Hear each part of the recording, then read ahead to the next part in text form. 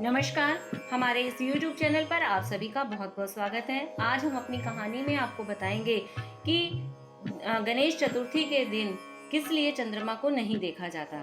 एक बार की बात है, धनपति कुबेर ने भगवान शिव और माता पार्वती को अपने यहाँ भोज पर बुलाया, लेकिन भगवान शिव ने कहा कि मैं कैलाश पर्वत को छोड़कर कहीं भी नहीं जाऊंगा और पार्वती माता ने कहा कि मैं अपने स्वामी को छोड़कर कहीं नहीं जा सकती। तब उन्होंने कहा कि आप हमारे स्थान पर गणेश जी को ले जाओ, वैसे भी उन्हें मिठाइयाँ और भोज बहुत ही ज्यादा पसंद आते हैं। तब कुबेर जी गणेश जी को अपने साथ भोज पर ले गए। वहां उन्होंने मन भरकर मिठाई खाई और मोदक खाए। वापस आते समय कुबेर जी ने उन्हें मिठाई का थाल देकर विदा किया। लौटते समय चंद्रमा की चांदनी में गणेश जी अपने चूहे पर बैठकर आ रहे थे, लेकिन बहुत ज्यादा खा लेने के कारण वो बहुत ही मुश्किल के साथ अपने आप को संभाल पा रहे थे। उसी समय अचानक चूहे का पैर किसी पत्थर से लगकर डगमगा गया, जिससे गणेश जी चूहे के ऊपर से गिर गए और पेट बहुत ज्यादा भरा होने के कारण अपने आप को संभाल नहीं सके और मिठाइयां भी यहाँ वहां गिर गई। यह सब देखकर चंद्रदेव ऊपर से देख रहे थे और उन्होंने गणेश जी को गिरता हुआ देखा तो वो अपनी हंसी को रोक नहीं पाए और उनका मजाक उड़ाते हुए बोले कि जब खुद को संभाल नहीं सकते तो इतना क्यों खाते हो।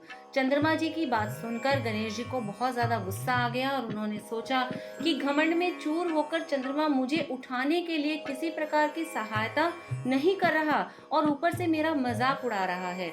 इसीलिए गणेश जी ने चंद्रमा को श्राप दिया कि जो भी गणेश चतुर्थी के दिन तुम्हें देखेगा वह लोगों के सामने चोर कहलाएगा। श्राप की बात सुनकर चंद्रमा घबरा गया और उस सोचने लगा कि फिर तो मुझे कोई भी नहीं देखेगा। उन्होंने शीघ्र ही गणेश जी से माफी मांगी। कुछ देर बाद जब गणेश जी का गुस्सा शांत हो गया, तब उन्होंने कहा कि मैं श्राप तो वापस नहीं ले सकता, लेकिन मैं तुम्हें एक वरदान देता हूँ कि अगर वही व्यक्ति अगली गणेश चतुर्थी पर तुमको देखेगा तो उसके ऊपर से चोर होने का श्राप उतर जाएगा। तब जाकर चंद्रमा की जान में जान आई। इसके अलावा एक और कहानी सुनने में आती है कि गणेश जी ने चंद्रमा को उसका मजाक उड़ाने पर श्राप दिया था कि वह आज के बाद किसी को दिखाई नहीं देगा। चंद्रमा के माफी मांगने पर उन्होंने कहा कि मैं श्राप तो वापस नहीं ले सकता, लेकिन एक वरदान देता हूँ कि तुम महा में एक दिन किसी को भी दिखाई नहीं दोगे और महा में एक दिन पूर्ण रूप से आसमान में दिखाई दोगे। बस तभी से चंद्रमा पूर्णिमा के दिन पूरे दिखाई देते हैं और अमावस्या के दिन नजर नहीं आते। उम्मीद करती हूँ कि आपको ये कहानी और ये जानकारी पसंद आई होगी। इसी तरह की नई नई जानकारी के लिए हमारे इस चैनल को सब्सक्राइब जरूर करें और हमसे जुड़े रहने के लिए आप अपने विचार, अपने कमेंट्स हमें जरूर भेजें। धन्यवाद।